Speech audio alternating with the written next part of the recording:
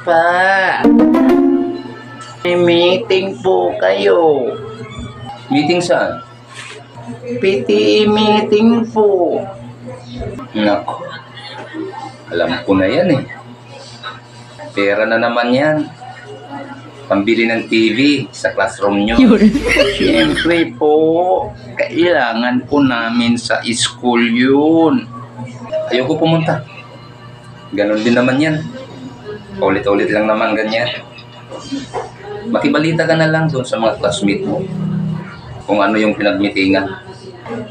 Pa, kailangan nyo pong pumunta 2:00. 2:00. Ilan pa nangyari yan? Sigurado 3:00 mag-uumpisa yan. Pilipino time eh. Pilipino tayo eh. Ganun yun eh. Laging late. Aatin po ba kayo? Ayoko. Busy ako rito sa trabaho ko. Sayang naman pa. Ipinakilala na pa naman kita sa bago naming teacher. Bago teacher nyo? Opo.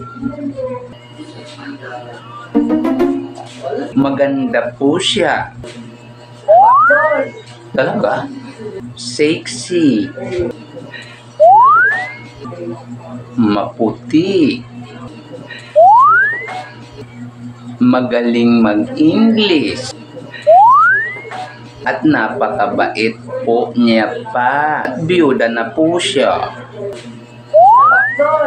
Talaga? Opo, kaso di naman po kayo aatin. Anong oras na ba? Bili mo ko ng shampoo. Biligo na ako. Baka malita ako sa meeting niyo. Hanap mo nga ako ng pulong maganda. Yung pulong bago ko. Ha? Sige na. Bilis nyo naman po.